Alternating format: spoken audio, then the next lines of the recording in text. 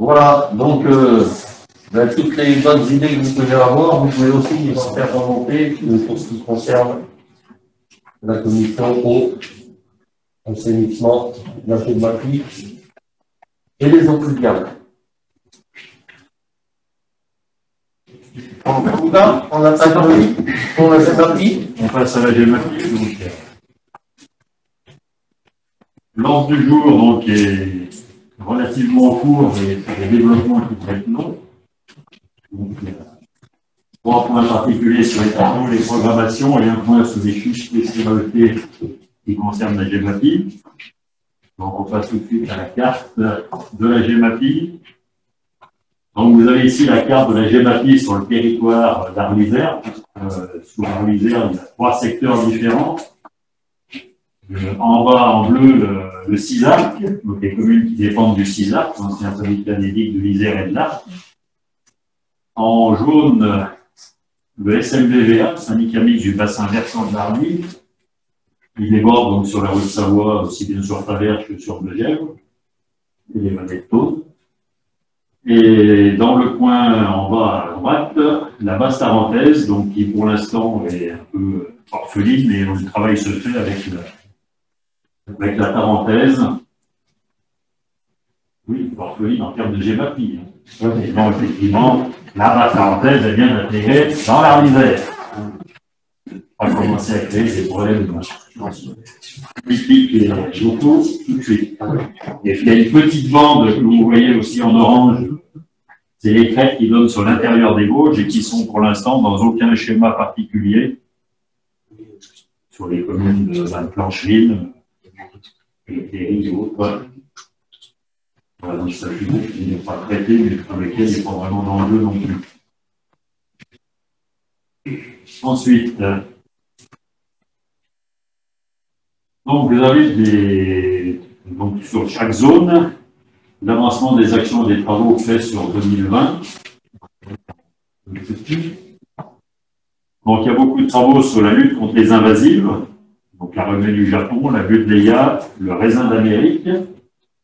Donc à chaque fois, ça coûte des sommes relativement modérées par rapport aux travaux physiques, qui sont plus récurrents. Des travaux de restauration sur les boisements de berges, donc sur différents torrents en basse tarentaise, tout n'est pas fini. Et des travaux d'entretien des ouvrages et des boisements, donc qui ne sont pas encore faits non plus. Je ne sais pas si on a un planning. Pour les boisements, sur l'année, là, il reste deux secteurs là, sur la basse tarentaise qui sont écrits là, dans le carré un peu plus blanc, Alexandre. Les Tef et le Bayet. Oui, c'est ça.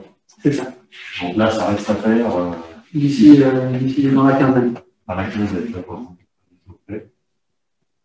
Et puis donc des travaux d'entretien sur les sédiments, donc le bac des Grangets, la plage de dépôt des Moulins à Mont et le bac des Montesseaux. Des moulins a été terminé la semaine dernière. Oui, mais c'est pour ça que c'est marqué dans les travaux réalisés. Voilà. C'est frais. La carte suivante, on voit, c'est écrit un peu petit aussi, l'ensemble des torrents concernés pour l'instant. Donc, ils ont depuis le Bolet en haut à Alierville, jusque l'ouvrage des Crêtes en Rosière en bas. Voilà, donc là c'est un peu petit. On aura le document, donc oui, c'est ça. avec le compte rendu, vous pourrez regarder les cartes précisément. Donc un certain nombre de torrents sont déjà concernés par les travaux. Sur l'Isère, donc pareil, on a des travaux, donc beaucoup de travaux sur la Grubaz à Sauvin.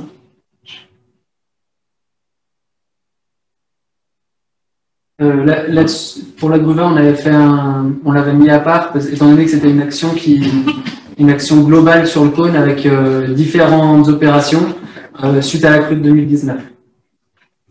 Il y avait eu le curage et après cette année, on a fait pas mal de travaux de remise en état avec la reprise de la grille qui avait des dégradations.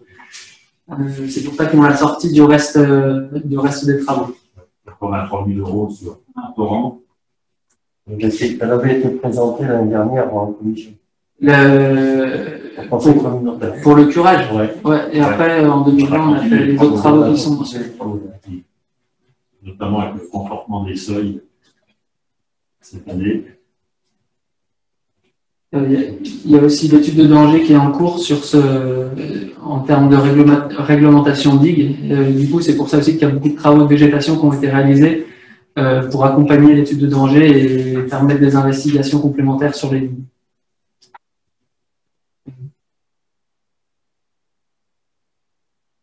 Donc ensuite, il y a beaucoup d'ouvrages de protection sur la basse tarentaise.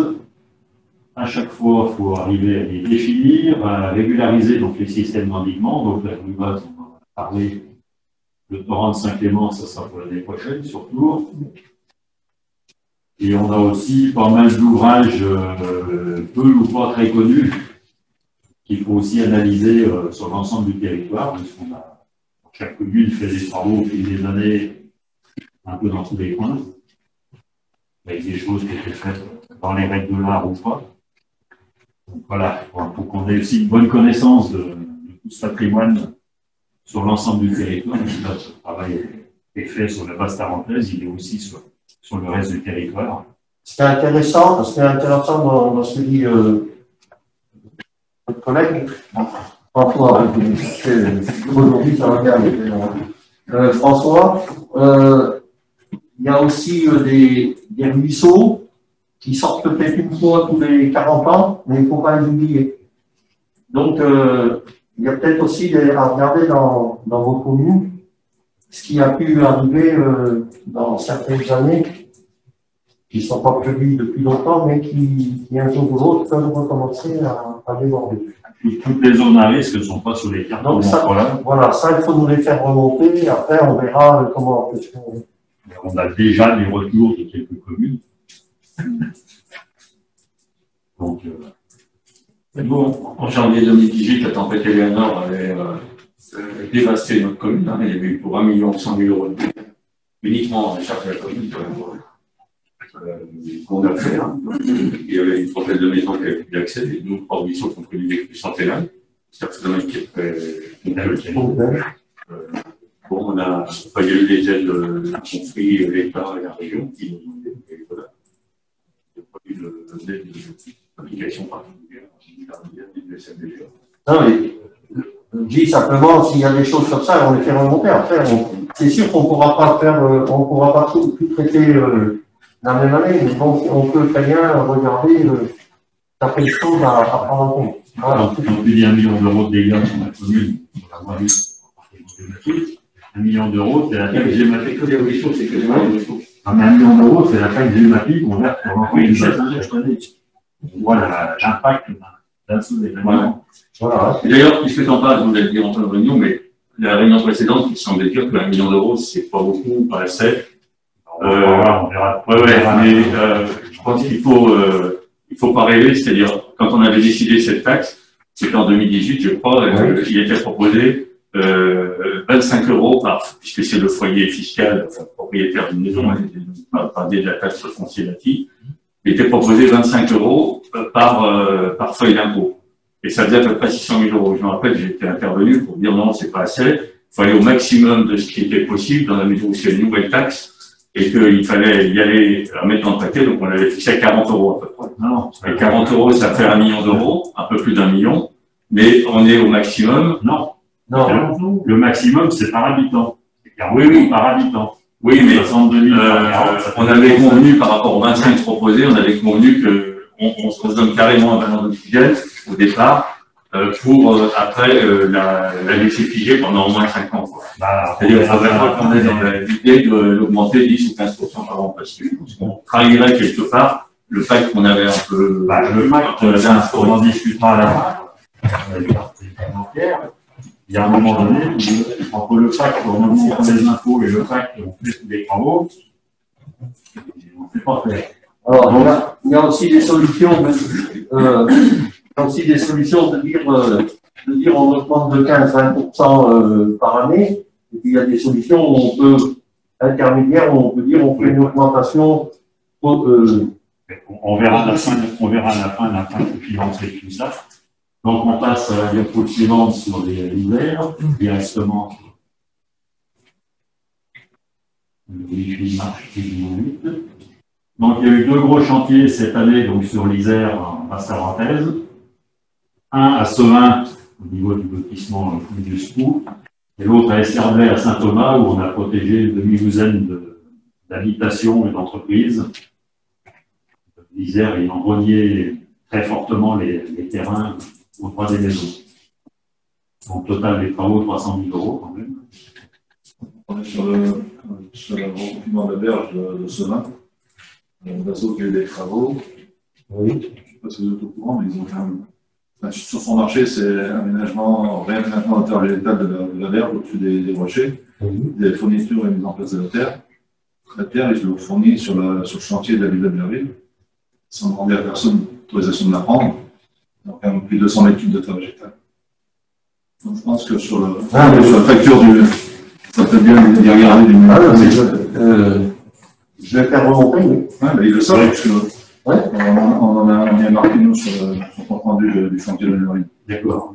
Et je voulais en parler justement, parce qu'en fait, c'est Fanny qui s'en occupe de la SAS. Et je lui ai demandé de remonter ça auprès de la recherche parce que. Pour l'instant, c'était pas remonté. Non. C'est vrai que le chantier est fini. Non. Donc, c'est vrai que quand il y a des choses comme ça, il vaut mieux la remonter très vite que d'attendre la fin du chantier. Ouais, comme ils facturent la fourniture de la terre, donc ils l'ont prise illégalement sur le chantier de la ZAC du Parc Olympique, il n'y a pas de raison qu'on paye ça. Non, mais oui, t'inquiète, ce sera remonté. Comme où ils ont eu l'autorisation d'un propriétaire pour passer avec la pelle et puis le camion. Sauf que 3 jours après, on s'est retrouvé avec une conduite qui n'a jamais été bouchée. Et donc, aujourd'hui, on a envoyé pour regarder par nos équipes ce qui s'était passé. Et si tel est le cas, comme je pense que ça a dû écraser, et puis tu vois bien, eh ben, on va faire envoyer les personnes de chez Vasso pour pouvoir réparer s'il y a des dégâts. Donc, tous les travaux devraient être terminés, réceptionnés pour la fin de l'année. Oui, c'est la végétalisation à faire. Elle est faite. Oui, par endroit, oui. En fait, Je suis monté voir, où il avait posé le fait. ouais, si c'est à Sevin, oui, c'est fait. Oui, ça se passe. Sur Saint-Paul, sur Saint-Thomas, c'est ça. Certainement, c'est pas étrange. Ensuite, donc, la partie aval de la vallée de l'Isère, donc sur le Cisac. Le gros chantier qui a été fait sur notre territoire, c'est Notre-Dame-des-Millières, donc le torrent de la Combaz. Les perchements, donc le ruisseau était perché au-dessus de la plaine, et à chaque inondation, ça sortait. Donc en mai 2015, il y a eu un événement, une grosse pluie, et ça avait inondé le village, et plusieurs maisons avaient été envahies par la terre et de la boue. Donc c'est à la suite de 5 d'études du déperchement. Donc une opération d'1 500 000 € qui a été faite aussi en lien avec l'Arlisère, puisqu'on a profité dans le bas de l'opération pour faire le terrain de grand passage des gens du voyage. Donc c'est une opération mixte avec 2 objectifs. Donc on a résolu le problème de l'aire de grand passage et on a résolu le problème de la Combaz, donc aussi bien en aval de la départementale qu'un peu au-dessus. Il reste, on verra, il y a aussi quelques travaux à faire sur la plage de Zépo en amont de cette opération-là. Donc là, il y a eu des financements considérables du tapis 2 du Cisac, avec 1 200 000 € d'apport financier extérieur. Ce qui n'est quand même pas négligeable. Ouais. Voilà, ensuite, toujours sur la Combe de Savoie, la reprise de l'ouvrage de sortie du torrent du Fournieux, qui est entre Montailleur et Saint-Vital. Donc, l'an dernier, suite pareil d'un événement exceptionnel, une partie de la route s'était effondrée et qui avait entraîné une partie de la départementale au-dessus. Donc, l'ensemble de l'ouvrage a été repris pour environ 300 000 €. Donc là, avec un financement aussi très intéressant, puisque dans le cas du tapis, comme c'est sur une digue qui appartient à l'État paye 100%. Donc, on a quand même intérêt à faire le maximum de travaux sur nos digues, tant qu'on a le tapis payé à 100% pour l'État, mais ça finit en 2021. Donc, il faut ne pas perdre de temps sur les opérations. Donc ensuite, il y a aussi de petites opérations récurrentes pour l'ensemble des CISART et de la pompe de Savoie. Donc sur les digues, l'entretien des boisements, donc depuis 2007, il existe le CISART, on a coupé plus de 30 000 arbres sur les 80 km de digues. Donc les gros arbres qui avaient tendance à abîmer les digues, les grosses racines emportaient les enrochements qui avaient été faits dans les années 1820-1850. Ensuite, donc, depuis que le CISART a récupéré le GEMAPI aussi, donc, travaux d'entretien d'affluents, donc, sur les boisements de berges et des curailles. Donc, cet automne, on était fait avant le 15 octobre, deux bassins à Grignon. Le séchant, c'est à Montion. Là, le Bialbe, c'est sur Tournon et Lière, comme c'est entre les deux. Le Rotet, Nampoutier sur Albertville. Le plan de gestion de pérennisation du lit, donc depuis 13 ans, on enlève les atterrissements au milieu du lit. Le fait de les enlever, c'est bien. Ce qu'il faut, c'est que ça ne revienne pas. Donc, il y a des négociations et des travaux faits avec EDF pour obtenir des lâchers d'eau suffisants pour embarquer tous les matériaux. Mais c'est un peu compliqué avec EDF qui essaye de nous faire payer donc l'eau qui ne turbine pas, puisque l'eau qui passe chez nous est en fait chantée à Aigues Blanches normalement pour la centrale de Randan. Et quand on veut faire des crues artificielles avec l'eau que EDF ne turbine pas, j'essaye de nous faire payer. Donc pour l'instant, on a un plan sur 5 ans qui nous permet d'observer un peu comment ça marche, de voir quel est le niveau d'eau qui est suffisant, minimum pour pouvoir entraîner les atterrissements et entretenir le lit. Et on verra ça donc dans 3-4 ans avec l'EDF pour voir ce qui sera pérennisé, comment ce sera pérennisé. Il y a des lâchers d'eau en ce moment, il y a des lâchers d'eau à certaines périodes qui. Alors, ils font des lâchers d'eau à Aigues Blanches pour vidanger leur barrage qui lui-même s'encombre, enfin, il se remplit, avec des matériaux descendus de l'autre parenthèse. Les lâchers d'eau sont parfois faits en concertation avec le CISART et parfois pas. C'était le cas pendant le confinement, mais ça, il y a un lâcher d'eau un peu à la sauvage, entre guillemets. Et les lâchers d'eau ramènent des matériaux dans le lit aussi. Quand ils font des lâchers d'eau avec des petites quantités d'eau, ça redépose sur l'atterrissement qu'on a nettoyé les années passées. Donc c'est un sujet de discussion un peu long avec le ruisseau de Véringe, donc c'est derrière la zone industrielle. C'est complexe. Donc là, c'est un système qui a été fait il y a quelques années, mais donc il y a travaux d'entretien de végétation qui vont être faits cet automne. Étude aussi d'un système d'alerte pour bien gérer les remplissages des casiers derrière industriel. Le torrent de la Combasse, dont on a vu les travaux aval tout à l'heure, il y a une maison à acquérir au sommet des Lumières, juste après la plage de dépôt, donc ça traîne un petit peu. On peut faire ça tranquillement dans le village. La Lavanche, donc ça c'est à Grésy-sur-Isère. Grésy est aussi d'ailleurs, voilà, rapide d'un autre côté. Donc là, c'est une étude qui est en cours pour faire des travaux dans les années qui viennent, avec un torrent qui, dans les décennies et siècles passés, plusieurs fois fait gros dégâts, ça a été dit. Le seuil foratué sur le Tournieux, donc ça c'est entre Saint-Vital et Montailleur.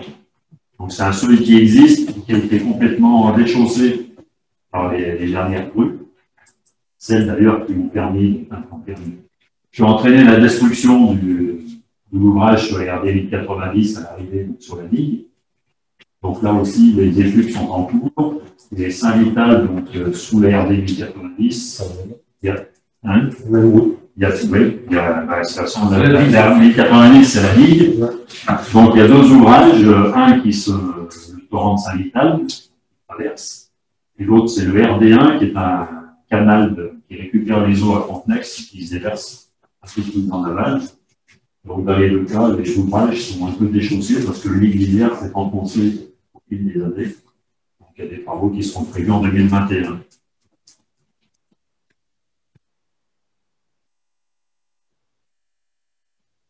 Ensuite, donc, on passe au bassin versant de l'Arly, donc la vallée de l'Arly et Beaufortin. Donc, restauration de la décharge de la Serra. Donc, ça, c'est à l'usine sur la chaise. Donc, pareil, une étude. Avec des travaux qui seront prévus donc, en 2021 pour empêcher donc, le grignotage de l'ex-décharge, que c'est une décharge active, heureusement, de l'ex-décharge par la chaise.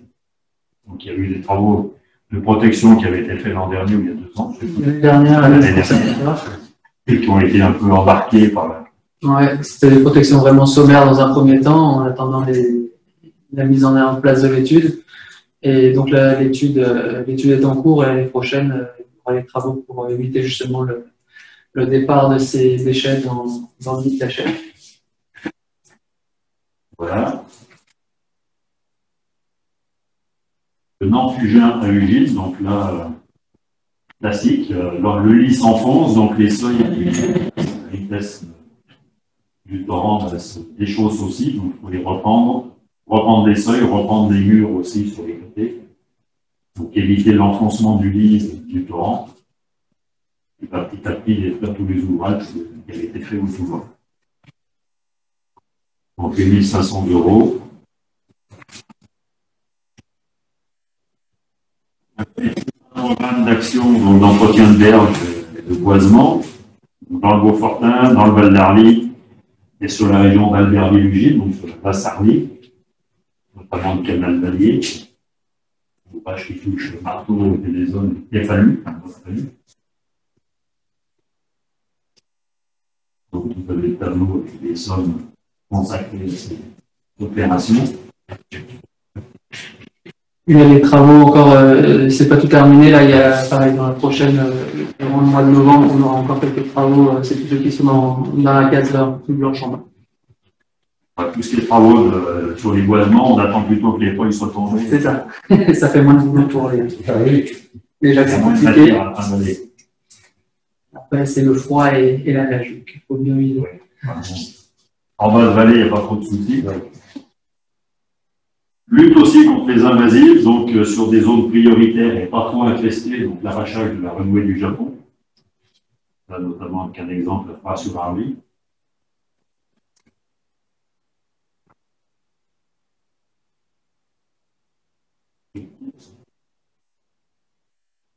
Ensuite, les gestions des apports sédimentaires, donc les curages de toutes les plages de dépôt.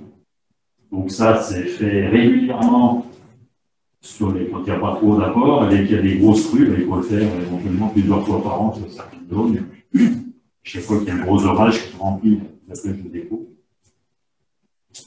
Enfin, on voit par exemple, il y a des photos à droite du curage du canal de l'île, l'état avant et après. Donc, on récupère quand même la capacité de passage et de stockage de manière importante.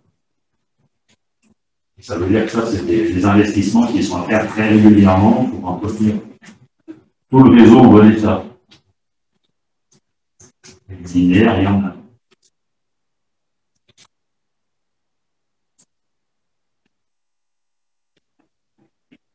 Donc, quelques gros chantiers, donc, avec des études en cours et des travaux en cours. Donc, la berge du Nant-Fouex à Ugine, 60 000 €. Le Nant-Trouble à Ugine, 50 000 €. Et après, des études sur le Nant-Bruyant, donc entre Villars-sur-Doran et Caige, donc 40 000 € d'études pour probablement 300 000 € de travaux pour essayer de régler le problème de ce torrent qui, au sommet de la côte avant le pont de Villars, plusieurs fois, il a déjà amené suffisamment de matériaux pour couler sur la départementale et puis faire une espèce de lac derrière. Le maire de Québec, sans doute mieux que moi, qui est de bonne cible. C'est un dent qui descend du Mirantin qui vient frapper perpendiculairement, effectivement, qui est perpendiculaire au Doron et pas loin de la départementale.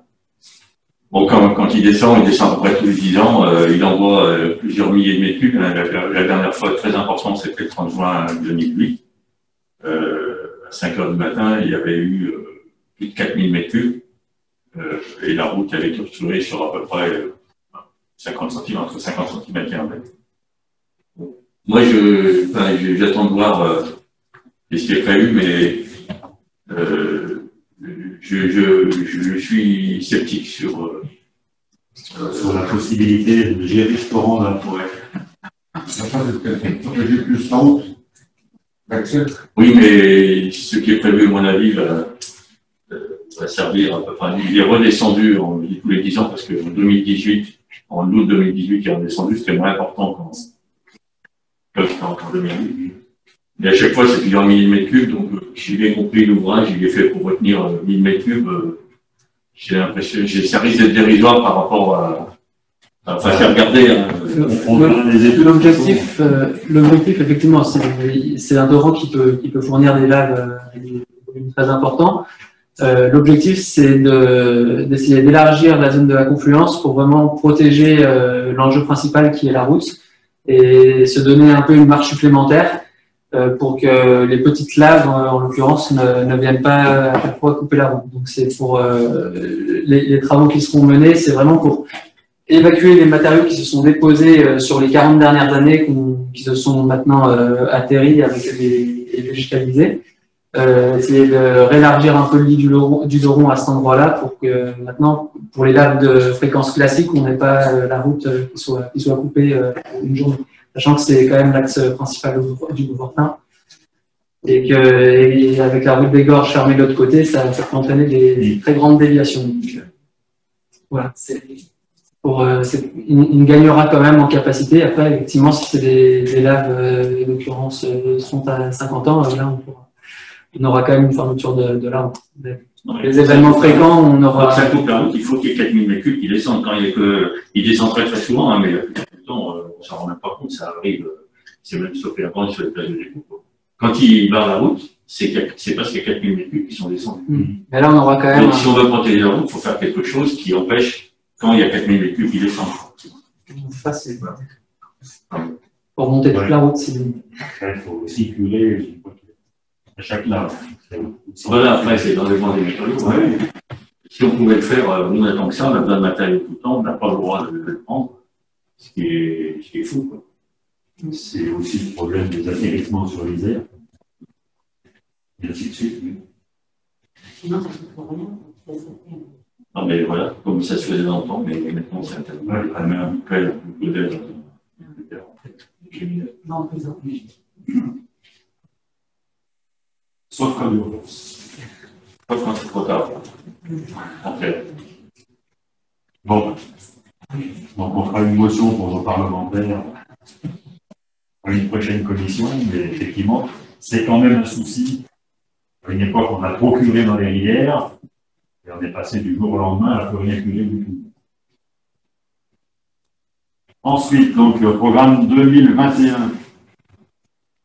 Donc, sur la base tarentaine, donc, on a la continuité des actions de gestion des cours d'eau, les invasives, les sédiments d'autres. On a donc des études sur les systèmes d'endiguement, donc Bas, Saint-Clément, les ouvrages à découvrir, des travaux aussi sur le canal bétonné du Saint-Clément à Tours-en-Savoie. Ça, c'est sur les travaux physiques. Et en partenariat donc, avec l'APTV, quelque chose de très important pour la suite, c'est la mise en place du tapis d'intention, donc le plan d'action de prévention des inondations. Donc, le tapis d'intention, c'est un document qui permet de voir ce qu'il y a à faire sur l'ensemble de la vallée. On travaille avec l'APTV, l'association des pays Tarentaine Vanoise, qui s'occupe de l'Isère, donc en amont de Rognet, Sevin, jusqu'à la ressource à Val d'Isère. Donc, sur l'ensemble de la vallée, il va falloir faire comme sur le CISAC, un papier pour pouvoir y faire financer des travaux par d'autres que nous, avec d'autres, et voir tout ce qu'il y a à faire sur l'ensemble du territoire et de manière cohérente. Il ne s'agit pas que les actions des uns gênent les autres en dessous. Donc, ce papier d'intention est en cours de travail avec la PTV pour définir donc, les enjeux prioritaires sur notre territoire. On verra après, il y a pas mal de zones qui sont particulièrement concernées.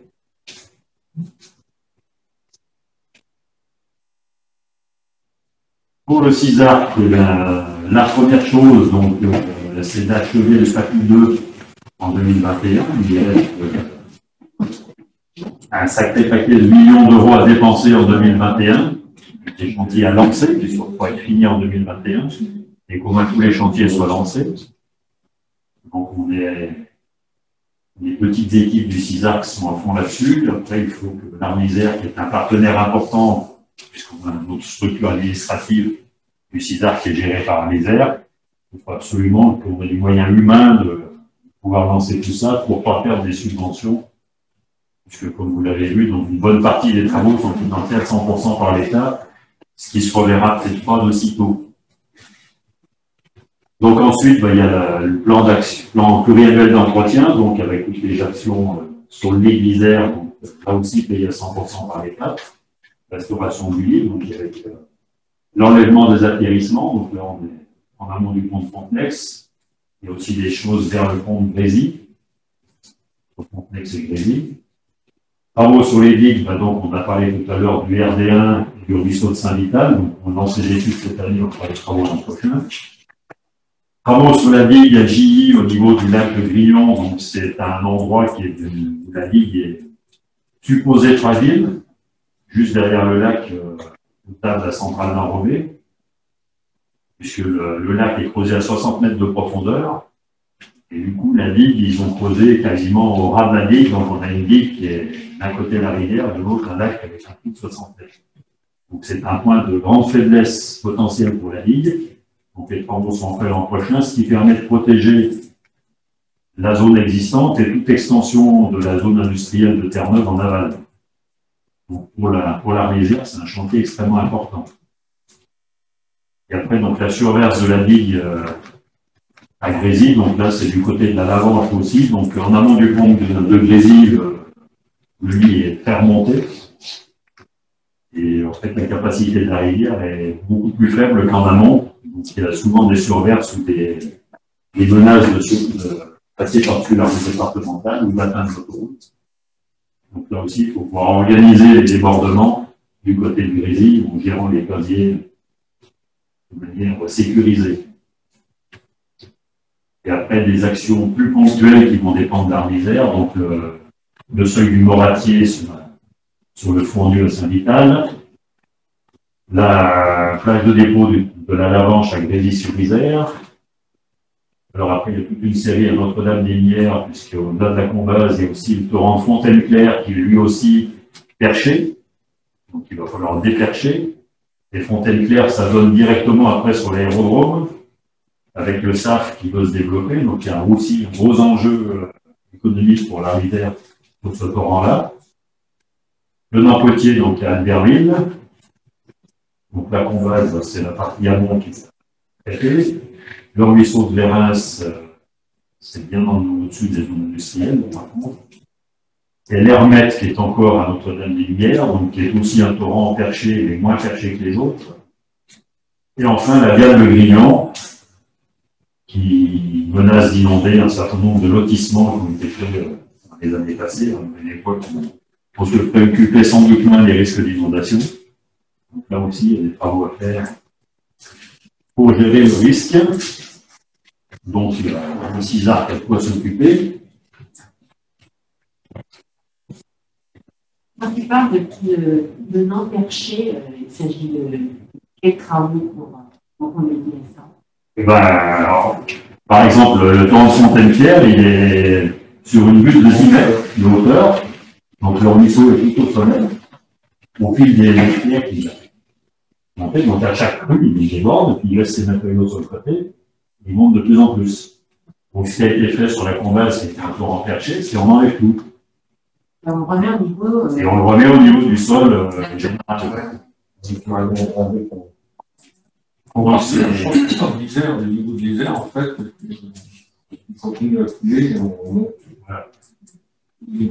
Donc ça fait des mouvements de matériaux assez phénoménaux, avec tous les problèmes de dépôt de ces matériaux sur des lieux de stockage. Donc, sur la Combase, par exemple, on a eu un souci qu'on n'avait pas eu jusque-là, c'est qu'une partie des matériaux descendus des montagnes étaient considérés comme des produits pollués. parce qu'il y a de l'arsenic et de l'antimoine dans la roche, au-delà des normes. D'accord. Et en fait, on vit sur une montagne qui, du coup, est considérée comme un gros tas de déchets. Voilà. On est un peu dans la limite de l'absurdité administrative, mais du coup, pour traiter les... C'est pas à cause de la renouée que c'était pas Il y a le problème de la renouée qui empêche de déposer n'importe comment, mais alors, on découvre le problème des roches polluées naturellement. Donc, tout devient très compliqué, tout devient beaucoup plus coûteux. L'arsenic et l'antimoine se déposent pas. Il y en a dans la roche.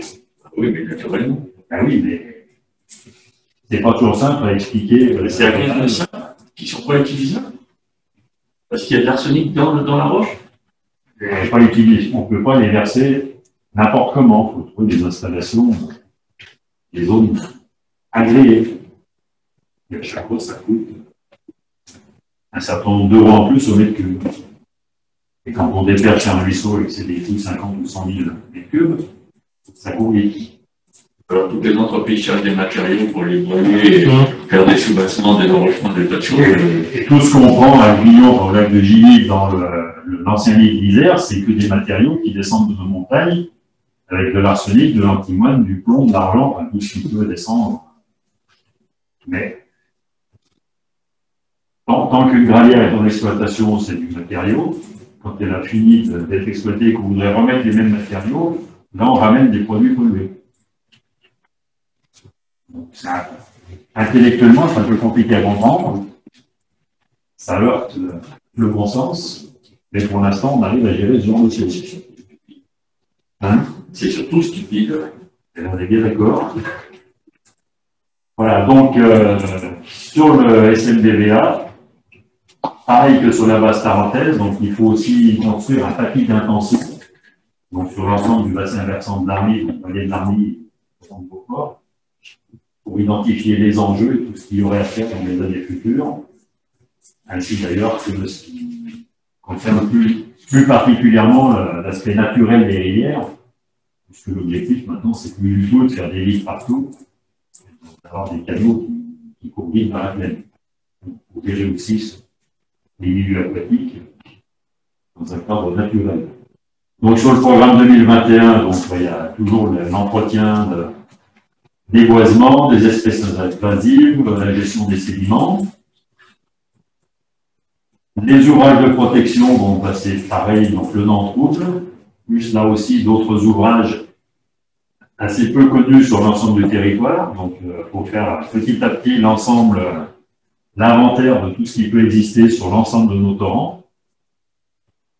Donc, les travaux de restauration de la chaise, de la décharge et la serra. Le non-bruyant, donc on verra ce que nous dit l'étude, comment on peut financer ça.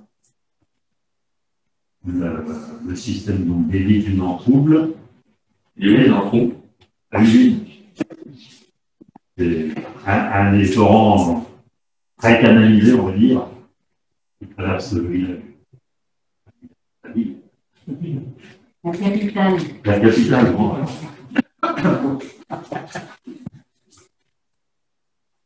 Voilà. Ils ont le canal d'Allier, donc aussi, qui lui court dans la plaine entre Ugine, Marteau et des Dolles Palus, donc qui date un petit peu, et un certain nombre d'ouvrages de gestion du canal de Vannes sont un peu compliqués à manœuvrer vu leur état. Donc là aussi, il y a tout un travail à faire, parce que la plaine qui pouvait être naturellement inondable il y a 50 ou 100 ans, aujourd'hui est pleine de villas et de zones industrielles. Donc il y a des enjeux qui sont à traiter.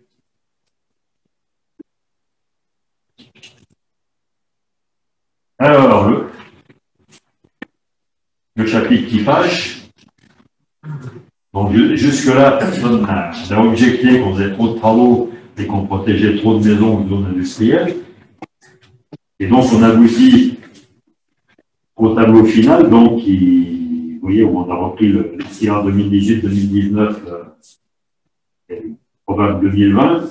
Donc, en 2018, on avait fait 783 000 € de travaux sur le budget GEMAPI, sur l'ensemble des participations sur les 3 secteurs. C'était l'époque où on avait lancé la taxe GEMAPI à 1 041 000 €, enfin un peu plus d'1 million d'euros. Donc, en 2018, on avait fait un peu de marge sur la taxe GEMAPI, ce qui était prévu au départ, d'autant qu'on avait à l'époque pas lancé les études et pas suffisamment de moyens techniques pour faire tous les travaux. En 2019, on a déjà dépensé pratiquement 1 200 000 euros.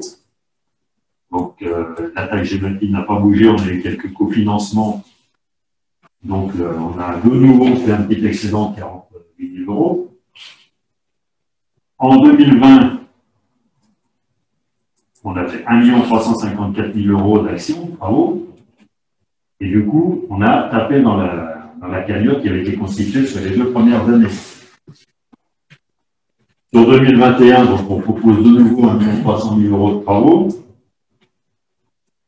La réserve, du coup, si on ne touche pas à la taxe GEMAPI, la réserve va descendre à moins de 200 000 euros. Comme il a été dit sur l'exemple de Liège, de moindre gros orages, de moindre catastrophe, peut engager des centaines de milliers d'euros de travaux d'urgence. Donc la question, c'est est-ce qu'on va petit à petit, pour ne pas toucher la taxe GEMAPI, avec des réserves à zéro, ce qui voudra dire qu'au premier événement important, il faudra abandonner des projets en cours pour pouvoir se positionner rapidement sur ce qui aura faire l'urgence, quel que soit le secteur du territoire. Soit on continue de garder une petite réserve qui est une sécurité quand même sur le territoire, quand on connaît notre territoire. D'avoir 100 ou 200 000 euros de réserve, c'est quand même pas du luxe, à mon avis. Donc, ce qui veut dire qu'à un moment donné, il faut toucher à la taxe GEMAPI pour pouvoir assurer l'ensemble des travaux qui sont indiqués ici et qui vont protéger à la fois nos voiries, nos maisons, nos zones agricoles, nos zones industrielles. Donc, il y a des enjeux importants à protéger. Alors, on est tous contribuables, on sait que c'est jamais agréable de recevoir sa feuille d'impôt. Mais à un moment donné, quand on voit l'ensemble des risques qu'on a sur notre territoire, multipolarisés, comme on a vu sur les Alpes-Maritimes, faire du travail de prévention et d'entretien et du travail de reconstruction de certaines ligues et de certains ouvrages, je pense que c'est de l'argent bien investi, y compris en termes de développement économique. Voilà un peu. Moi, j'ai fait une proposition. Alors, elle sera pas de 15 ou 20%. J'ai fait une proposition pour commencer de faire une augmentation de 6%. Alors, c'est sûr que 6%, ça ne fera pas, mais ça fera quand même ça fera 60 euros. Donc, et de regarder pour arriver à ce que tu disais, parce que c'est bien beau, mais bon, il y a plusieurs taxes qui augmentent. Hein.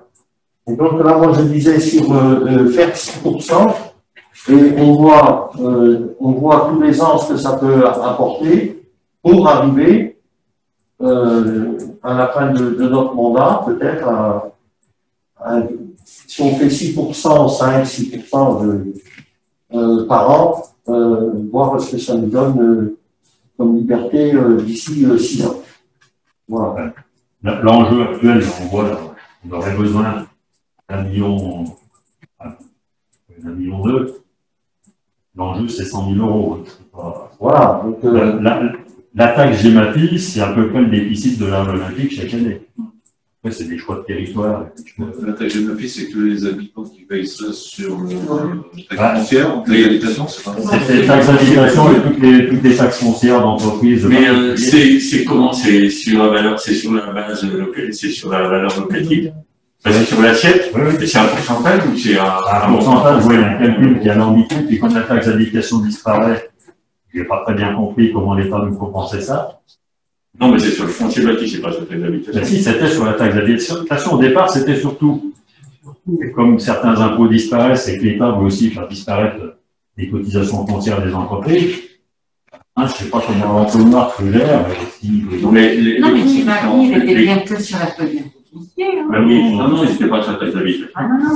C'était sur le foncier bâti. Mais par contre, il y a une anomalie dans les comptes là. C'est complètement impossible que la recette soit la même sur les 3 années. Et ça montre que c'est estimé. Hein. Non, c'est impossible que ce soit à chaque fois 1 40 937. Ça voudrait dire qu'il y aurait toujours exactement le même nombre d'habitants, qu'il n'y ait pas d'évolution, c'est impossible. C'est impossible que ce soit le même chiffre. Ah, là, j'avouerais ne pas avoir vérifié le chiffre. Ouais. Ben non, mais c'est juste impossible. Mais je ne sais pas si. C'est juste impossible. On vote pas un taux par habitant, hein. Non, on vote une recette. C'est un pourcentage. Nous, enfin, quand Ah oui, d'accord. On vote une recette et c'est l'État qui fait les calculs pour arriver à la somme qu'on annonce. D'accord. Donc ça veut dire que ça a baissé. Donc à la limite, l'impôt aurait baissé. Il y avait plus d'habitants. Oh, il y a moins de flux. Ah, si, forcément. Si c'est le même montant. En 3-4 ans, il y a 6% de construction en plus. Donc, je sais que. Donc ça veut dire que ça, individuellement, ça a baissé. Ouais. Ce qui n'est peut-être pas forcément vrai, mais. Si, forcément. Ouais, Mathématiquement, si les comptes sont justes et que c'est la même recette, effectivement, oui, tu as raison. On dit à l'État, j'ai besoin d'1 041 000 euros, démerdez-vous, on va aller les chercher. Voilà. Et c'est le fisc qui se démerde pour nous amener 1 041 000. C'est sur l'astronomie, je sais pas, 1 041 000. On a voté un taux. Actuellement, on Et est. donc après, quel calcul on fait? Ça se Non, on fait. a voté un taux à la limite. Le taux, il va coupé sur la table. On a déjà dit? Non, Non, on a voté. Non, Non. on n'a pas voté. Proposé, après, il a fait quelques Non, c'est comme ça que ça marche. Effectivement, c'est la seule explication qui montre que c'est exactement la même recette sur 3 ans. Il ne peut pas y avoir d'obligation. On dit à l'État, j'ai voté d'1 041 000 euros, l'État après se démerde pour. Donc, la question est aujourd'hui, si on veut augmenter un peu, ben, c'est de décider avec la commission, de proposer, non, mais proposer, Combien on voudrait pour pouvoir bosser. Et c'est pour ça que moi je disais qu'il fallait tourner aux alentours de 6% par an pour avoir quelque chose d'un peu. Alors maintenant, ça peut être. Pourquoi pas 4, pourquoi pas 8? Ah Il oui. y a des points de blocage quand même sur les travaux à faire. On voit tous qu'il faudrait faire beaucoup plus que ça pour protéger correctement l'ensemble de notre territoire assez vite. Le problème, c'est qu'on a des moyens humains dans un nombre d'équipes qui sont quand même relativement réduits. En difficulté. Hein? En difficulté. En difficulté, oui, enfin réduits et en difficulté. Donc, on les fait beaucoup travailler, ils sortent beaucoup de choses, mais on ne peut pas aller beaucoup plus loin que ça avec l'équipe actuelle. Donc, à un moment donné, si on veut faire beaucoup plus, il faudra plus de salariés aussi pour pouvoir faire plus. Donc, dans le contexte actuel, on peut monter de 5, 10%, 15%. Tout dépend aussi des cofinancements qu'on peut avoir, parce que l'objectif est aussi de faire apporter des recettes extérieures, comme on le voit sur le papier du CISA, où les recettes atteignent parfois 100% de tous les travaux. Donc, il faut qu'on joue avec ça. Et il me paraît quand même important qu'on ait des moyens suffisants pour faire ce travail qui aujourd'hui peut être extrêmement coûteux. Si on décale un chantier, parce qu'on n'a pas voulu augmenter la taxe, et que cette année-là, dans le chantier décalé, il y a une crue ou un problème, il faudra quand même faire des travaux, mais il faudra aussi régler les dégâts. Donc à un moment donné, moi je trouve que c'est de l'argent bien investi au titre de la sécurité publique. Et en sachant qu'on a quand même des subventions qui sont très importantes. Après, il faut aller les chercher aussi, ce qui est un autre sujet. Voilà. Non, mais justement, c'est bien d'avoir peut-être un budget contrat pour nous obliger à aller chercher. Non, mais même si le budget est augmenté, on ira chercher des subventions. Oui, mais le problème, c'est que quand on se crée un peu la facilité, on est moins virulent pour aller en chercher. Quand on a eu le million d'euros de dégâts que je signalais tout à l'heure, franchement, en 3 mois, je t'ai dit, on a mis la chemise.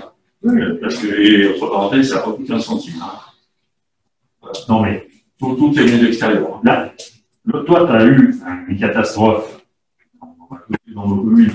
Pour régler les choses au mieux pour la commune, au plus vite, pour remettre des voiries en circulation, où les habitants ont un niveau de qualité de vie suffisant. Là, on fait du préventif. Et ça me paraît important d'investir rapidement dans le préventif pour pas avoir à faire du curatif qui nous coûtera 10 fois plus cher. Non, mais ce que je veux dire, c'est que de toute façon, le chantier qui nous attend est immense. Et qu'on ait 1 million, si on avait 2 millions d'euros, on dirait aussi que c'est pas. C'est sans fin, quoi. C'est sans fin, mais si, c'est sans fin. Non, mais 2 millions d'euros par an, on va sans problème les dépenser. quand on connaît notre territoire, à un moment donné, il faut aussi qu'on fasse des choix. Hein. Voilà. Mais ce que je voulais dire, c'est ce qu'il faudrait quand même, j'aimerais bien qu'on regarde individuellement, parce que là, apparemment, on découvre tous un peu comment ça marche. comment ça s'est passé, la feuille d'impôt, que j'ai appuyé Oui, mais- sur les 3 ans. Donc c'est dommage qu'on l'ait pas, ça. Non, mais, Parce qu'a priori, il aurait baissé. A priori, elle a baissé. ouais, je Il vais faudrait regarder, même le vérifier. Je je vais pense qu'elle a regarder si baissé. le conseil communautaire, faire une petite analyse de la taxe, de savoir quelles sont les bases, sur quoi c'est assis aujourd'hui. Bah oui, mais là, on ne le sait pas, tu vois. Bah oui, bon, c'est pas. Il faudrait quand même le regarder avant de décider des hausses de 6%. Il faut quand même regarder concrètement ce qui se passe chez le contribuable. Voilà. Non, mais le Deuxièmement, j'aimerais bien qu'on regarde dans les autres parties du département, parce que là, ici, on a toujours raison dans son coin. Quand on se compare, on se rend compte des fois qu'on va trop vite ou pas assez vite. Donc, je demande à ce qu'on sache. Puis après, les gens ont du mal à comprendre pourquoi en Isère, il y a une taxe de temps et ailleurs pas. Donc, j'aimerais bien qu'on fasse, qu'on regarde où c'est. On peut comparer. Ici, sur le CISART, on a deux zones, on a Cœur de Savoie et puis l'Arlisère. Sur Arlisère, on a à peu près 16 € par habitant. Sur Cœur de Savoie, ils sont à 25 €. Ouais, La base, souvenez-vous, quand on a fait la base, on était parti sur une base de 15 €. À l'époque. On est parti sur une base de 15 €. On a à peu près 16. Alors qu'on disait qu'on pouvait monter jusqu'à 40. Donc on Et est là, actuellement, ouais, alors ça revient même. Et en fait, on avait dit 40 par foyer fiscal. Non, bah oui, Non, oui, mais- c'est Et ça revient à ça, parce qu'il y a 2,3 personnes par foyer oui, fiscal. donc la loi dit que le maximum de la taxe GEMAPI, c'est 40 € par habitant d'un territoire. d'intéressant. Donc ça pourrait faire 2,5 millions ici. Mais 1 million, on est loin du plafond. Après, on va regarder l'impact que ça peut avoir, et je vous le transmets. Après, dès que ce sera fait, on va faire cette analyse, qu'on ait les données avant le conseil communautaire au moment du DOB, on va voter la taxe au DOB, on la votera au mois de décembre, et qu'on ait tous l'information. C'est vrai que la question est pertinente sur le poids pour chaque contribuable. Après, il y a le poids pour chaque contribuable. Est-ce qu'il faut éviter d'augmenter pour les contribuables? Ou est-ce qu'on est là aussi pour gérer les risques? À un moment donné, bon, moi je suis chargé de la GEMAPI, je suis là pour gérer les risques. Si le contribuable doit payer 5 € de plus chaque année, je ne suis pas sûr que ce soit de l'argent mal investi. Non, mais Et après, dans l'ensemble de l'action de nos comme tout ce budgets, qu'on fait. non, mais tout ce qu'on fait, non, mais après, le contribuable, il paye aussi pour l'ensemble des actions d'une commune, d'une agglo, ou d'un État, ou d'un département. Il y a peut-être des actions qui peuvent être plus prioritaires que d'autres. C'est aussi des questions qu'on doit se poser. Est-ce qu'on doit toujours continuer ce qu'on faisait depuis toujours de la même manière, rien ne bouge dans la répartition, ou est-ce qu'on peut bouger les répartitions entre les actions qu'on a et entre les compétences? J'ai rien dit tout à l'heure, mais par exemple, nous, quand on départ dans la ville, notamment le renouveler, il faut qu'on trouve, on a j'ai talent par les fenêtres depuis des années et des années. Hein. Alors, c'est de l'argent jeté par les fenêtres, si on amusé à traiter le problème dans l'île d'Isère, où c'est mort. Que tu traites des petites zones au sommet des rivières, là où il n'y a encore pas d'envahissement majeur, je pense que c'est plutôt pas mal, ça évite que ça se diffuse plus. De toute façon, l'action qui est faite, en sous le contrôle de Saint-Guy, c'est bien dans des zones bien définies où il n'y a encore pas beaucoup de renouées ou d'autres plantes invasives. Le lit d'Isère, c'est fini. Hein. Sauf parce qu'il y a demain. Moi, je trouve que dans les temps qui courent, il y a 30% de la population qui est en train de se paupériser, faire 6% de hausse sur la taxe, Non, mais. c'est pas raisonnable. Oui, 30% de bon. Alors, autre argument, l'année prochaine, moi, je veux bien pas augmenter les taxes et faire le moins d'actions possible sur les travaux ici. D'abord, en termes de sécurité, ça me paraît pas bon. Ensuite, je pense que l'année prochaine, toutes les boîtes de BTP du secteur sont assez intéressées à ce qu'on lance des chantiers sur nos digues et nos torrents pour avoir du boulot sur place. Parce que je sens arriver aussi que la crise, on va l'entretenir nous-mêmes si on lance pas de chantier. Et on a déjà vu sur le CISAR que c'est les travaux sur les digues. En 2019, on a fait des travaux à Gilly pour reprendre la digue, dans l'aval du pont. On a 2 chantiers qu'on a lancés cette année, 3 mois. En dessous du pont des Anglais et à Francin, les prix sont 25% inférieurs à ce qu'on avait à Gilly il y a 2 ans. Donc c'est quand même aussi le moment de lancer des travaux. Ça soutient les entreprises. En plus, on en fait plus pour le même budget. Donc je pense que vouloir renier les taxes à ce moment-là, c'est pas forcément. C'est pas les renier, c'est pas faire une hausse. Oui, mais là, ça veut dire que l'année prochaine, on finit de croquer l'avance qu'on a. Et au premier gros orage, on va aller chercher de la trésorerie quelque part pour aller mettre des pelleteuses dans une déguerre pour dégager une route ou des maisons. Donc, si on a 100 ou 200 000 € de réserve, Ce qui me paraît prudent, connaissant notre territoire. Voilà. Je pense qu'on lance un certain nombre d'études au niveau CVA et autres syndicats qui nous font relever des points noirs sur lesquels on va intervenir dans les années futures. Donc on a du grain à moudre. C'est pas du travail qu'on invente comme ça. Donc aujourd'hui on est dans une condition particulière. Bien sûr on a ce problème-là, on va dire depuis le mois de mars. Mais aujourd'hui, on discute d'une augmentation, on va dire, on peut même l'appeler légère par rapport au risque que ça peut entraîner derrière. Il suffit d'une catastrophe sur n'importe quel versant pour qu'on paye 3 fois l'augmentation qu'on va voter, enfin, que vous allez présenter dans votre budget. Donc, il ne faut pas se tromper de débat. Ici, on a un volet économique, développement économique, qui peut donner du travail aux entreprises dans les prochains mois ou la prochaine année. 2, on travaille sur le préventif, on préserve les biens, les personnes, etc. On voit ce qui s'est passé un petit peu dans le midi là-bas. Et puis, troisièmement, c'est la vie de l'outil que vous avez créé il y a quelques années. On peut dire, on ne peut pas rester à plat pendant des décennies. Il faut faire travailler. Il faut qu'on revienne à une situation à peu près normale où on encourt le moins de risques possible. Donc, c'est annoncé 5%, 6%, c'est pas démesuré. En tout cas, au niveau de l'attention, je pense que c'est louable. Il faut ramener quand même les choses remettre les choses à leur place. 5 ou 6% d'augmentation, ça représente 1,50 € par habitant. Certes, c'est pas par contre viable. 1 euro. Oui, enfin, calcul 60 000 euros, 70 000 et les enjeux, ils sont ailleurs que. Alors qu'au départ, quand on discutait, on disait qu'il nous faudrait environ 1 250 000 pour pouvoir se protéger. Nous, on ne va pas aussi haut parce que sinon, ça aurait été une grosse augmentation, mais d'un coup. Mais moi, de toute façon, depuis le début, je savais qu'en partant avec une assiette basse, on arriverait un jour ou l'autre. C'est pas pareil si tu pars avec, au lieu de partir avec 15 € là-bas, si tu pars avec 25, tu n'es plus dans le même cours, voilà.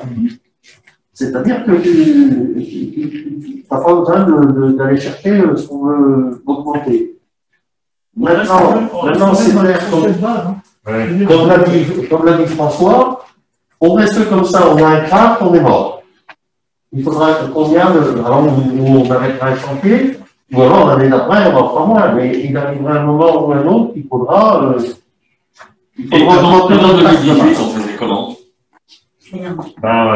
Bien souvent, c'était les communes. Non, c'était pas l'État. C'était les communes qui intervenaient. Les communes faisaient ou faisaient pas. Il y avait des petits syndicats qui faisaient ou qui faisaient pas, quand on retenait plus ou moins. On avait un sur la cour de Savoie, qui ne faisait pas un gros chantier. Donc, justement, on s'est réveillé en 2018 en disant, parce que toute l'argumentation, c'est pas d'aujourd'hui, ça fait des lustres, et même des décennies. En 2018, on décide de bloquer d'1 million. Non, c'est pas on décide. 2 millions 100 par an. L'État impose la taxe GEMAPI en 2018. Donc le territoire n'a pas eu le choix, il a mis en place la taxe GEMAPI. Oui, mais on ne peut pas en même temps se plaindre de l'État qui impose, machin, qui taxe, et puis de l'autre, après, dire, ben voilà, on en veut encore plus. Parce que, franchement, 2 millions d'euros par an, on aura sans problème de quoi les dépenser pour répondre à. Non, mais là, on n'est pas là pour dépenser de l'argent public, on est là pour protéger les populations. Oui, mais protéger l'activité. quand on voit tout ce qu'il y a à faire, je pense bah oui, bah, 200 et pas 1 million 200. On peut imaginer aussi qu'il y a eu beaucoup de retard qui a été pris dans les années précédentes. C'est-à-dire qu'il y a beaucoup de travaux. Il y a beaucoup de travaux qui ont été faits, ou très mal faits, ou pas faits du tout. Ce qui fait qu'aujourd'hui, on va peut-être pas rattraper à l'horizon 10 ans, mais si on ne commence pas le rattrapage maintenant, tous les ans, le curage qu'on a. Là, on voyait une diapo sur le canal d'Ali, c'était curé, à mon avis, c'est pas tous les ans qu'on y va quand même. Moi, je sais que sur ma commune de 2014 à 2018, ça rajoutait 100 000 €. Le curé Médigui. Il faut aussi éviter de penser en pourcentage, parce qu'en fait, on parle de pourcentage qui ne veut rien dire. C'est sur la taxe qu'on va payer, le pourcentage de 6% ramène à ça, 0,00 quelque chose en pourcentage. Oui. Parlons d'1 euro, de 2 euros, de 3 euros par habitant. Du moment où on sait qu'une famille de 4 habitants, si on met 1 euro, c'est 4 euros de taxe supplémentaire dans l'année. 4 euros, c'est que dalle. Si on met 2,50 €, on sait qu'il va falloir 10 euros qu'est-ce que c'est 10 euros pour une famille lambda? C'est mieux. Je pense que tu aides. C'est le prix du paquet de cigarettes. Ah ouais. On aurait pu parler un pourcentage, le pourcentage. Non, mais c'était dans, Michel, c'était dans l'idée. Oui, non, mais j'entends bien. Dans l'idée pour dire, maintenant, moi, si on décide ici de dire, de passer de 4, on passe à 20, moi, je présenterai le truc à 20. On n'a pas l'utilité cette année de passer de 15 à 20. C'est pour ça. On parlait tout à l'heure parce qu'il y a 2 millions, on les ferait. Si demain on avait 2 millions de budget, on les ferait pas. On n'a pas les moyens humains C'est ce que disait de dépenser tout cet argent. Il faut structurer les services. Et puis derrière, parce que derrière, il faut aller chercher les subventions. Les dossiers de subvention, Ça prend du temps. ça prend du temps. Entre le moment où on découvre un problème. Un papier pour le bouquet, il faut au minimum 3 ans pour pouvoir le présenter. C'est dommage, c'est vrai que tu expliques aux habitants qu'ils vont avoir 1 euro de plus pour ça. Les personnes qui va gueuler pour ça, c'est 1 euro par mois, ça fait 12 euros par habitant. Ça fait plus de 12 euros par habitant. Ça fait 1 euro par mois. Est-ce que, heureusement, il s'en fait. C'est pas pas bien de dépenser, ça sert à rien de dépenser. Voilà. Il faut être cohérent dans ce qu'on veut faire. On veut conserver une petite nappe pour des travaux d'urgence sur l'ensemble du territoire. C'est pour ça. Demain, il arrive quelque chose, qu'est-ce qu'on fait? Donc la proposition, c'est de passer de 1 41 000 à 1 million 100. 1 million, en gros. 1 million 100, c'est le minimum. C'est le minimum. Donc, on avait bien vu au départ. Mais c'est ça, c'est une somme en euros qu'il faut demander. Eh ben, on avait demandé, au départ, on était parti sur une base d'1 million 250. Maintenant, on voit qu'un million 250, ça fait 25% de l'eau. Eh ben, bien sûr. 25%. Mais c'est pour ça qu'on disait, on y va progressivement. C'est la taxe foncière, ça fait 0%. Oui, C'est un pouillet. C'est ce que je vous dis, il ne faut pas parler en pourcentage de ça. Là, si on prend de n'importe quoi, 200 000, ça fait 2 euros par personne, c'est ça, 2 euros. ça fait 3 euros par personne. 3 euros, même si c'est une famille, ça fait 12 euros. Après, c'est pas parce que tu auras la somme que tu vas déjà en plus tout dépenser. Mais si tu as eu une cagade, voilà. Je pense aux propriétaires des logements sociaux, par exemple, qui doivent payer, j'imagine, des fonds. Donc là, c'est pas récupérable sur les locataires. La CNTV, il prend tout. Enfin, tout dépend encore. Ils ont un certain nombre d'années sans taxe foncière. C'est 15 ans. 15 ans. Ouais, 15 ans. Donc au bout de 15 ans, oui, ils payent la taxe foncière. Pour les nouvelles constructions. Oui, mais il y a très bien il y a de toute façon, c'est indépendant. Comme les ménagères, ça, je suppose que les ménagères, c'est bien vu aussi, c'est dans le même. Oui, mais dans le ménagère, c'est récupérable sur l'habitant. Ouais. Alors que la taxi théoriquement, quel impact ça va avoir? Si tu dis 3 euros dans une famille de 4, tu dis 3 euros, ça fait 12 euros par an, ramené au mois, ça fait 1 euro sur le loyer. C'est pas récupérable sur le loyer, la taxe GEMAPI. Non, c'est pas Donc c'est à charge du propriétaire. Enfin, je sais pas. Et en même temps, l'objectif, c'est aussi de protéger le patrimoine du propriétaire. Ah oui, c'est ce que je veux dire. Ouais, mais bon, quand tu vois certains logements où la personne, ça lui coûte 5 euros de sa poche, C'est sur l'année. Oui. On parle de l'année. Oui. C'est le principe de solidarité. Oui, non, mais solidarité, oui, puis maison impactée ou pas dans le territoire, quand on regarde notre territoire, il y a quand même un paquet de zones qui sont impactées. Hein. Des zones totalement exemptes d'aucun risque d'inondation sur le territoire. Je cherche, mais peut-être une partie d'Albertville, et encore c'est sur la carte. Je suis pas sûr que c'est Monnier, c'est ça. Ce que disait Monnier, c'est qu'il faudrait peut-être regarder la baisse qu'il y a eu, parce que oui, en linéaire, et puis rattraper par rapport à l'initial. En disant, on se remet au niveau de l'initial par rapport au nombre d'habitants, et ça nous fera peut-être la différentielle. Non, ça ne fera pas la différentielle. Non, mais il y a quand même besoin de moyens supplémentaires, parce que rester à l'initial, non, mais lui, quand ça va, ils sont 25 euros, nous, 16. Non, mais je te dis pas le contraire, mais là, aujourd'hui, il y a 1 41 000 C'était sur la base des habitants qui étaient à l'époque en 2018. Aujourd'hui, en 2020, il y a peut-être, je sais pas, il y a peut-être 10 ou 15 000 habitants de plus, j'en sais rien. Ou plus. Aujourd'hui, il y a 10 500 habitants. Il faut juste voir la différence que ça peut faire au niveau du montant, pour voir ce que ça donne. Bon, par exemple, pour 200 000 de plus, c'est quoi le dernier prix alors? Après, il faut raisonner comme ça. Moi, si on me demande à moi, oui, 200 000 de plus, ça m'irait bien. Si c'est 150 000, ça m'ira un peu moins bien, mais ça m'ira aussi.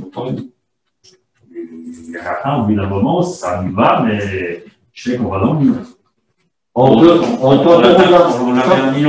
quand on regarde l'évolution. On la mettrait à 1,2 million, oui, d'accord. Ouais, je pense qu'il faut. Quand on voit l'évolution des habitants, de l'habitat, on dit, parce que tout le monde demande 1,5 ou 2%, et on s'aperçoit qu'à la sortie, on est à 0,45.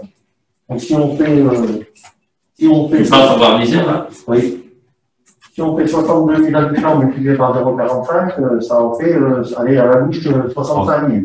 0,4 par an, ça fait 1,2. En fait, sur les 6 proposés, il n'y en a qu'1,2 qui sont rattrapés par truc. Il en reste 5. Voilà. Donc, tu vois ce que ça représente. Et bon, là-bas. Et donc, si tu demandes 200 000, ça te fait 3 euros. 3 euros, 3,50 €. Voilà. Donc, si on monte à 1,2 million, on demande 150 000, ce qui fait 2,50 € par exemple. Voilà. Donc, vous proposez de mettre le budget des Olympiques pour 2021 à 1 200 000 €. Voilà. C'est le président de SNDVA. Non, mais on va mettre quelque chose qui grandit, donc je veux dire, même un petit pas, pour moi, c'est un bon signe. C'est un bon signe. Bon, on fait cette proposition-là. Allez. Hein?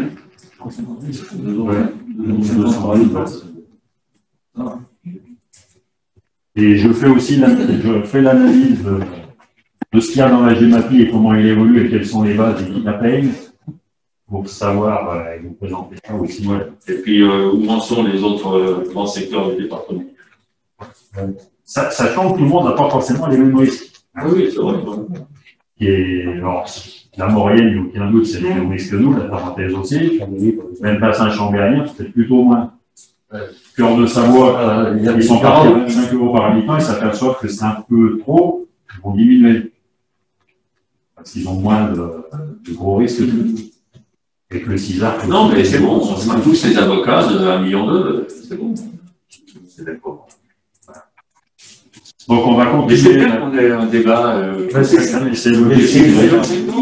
C'est important qu'on échange, qu'il y ait un peu les contradictions, puis après il y a une synthèse, enfin voilà, je comprends devrait fonctionner comme ça, surtout les autres. Le diaporama n'est pas terminé, on va voir quelques cartes des basses parenthèses avec les zones à risque, donc dans le cadre du papier d'intention.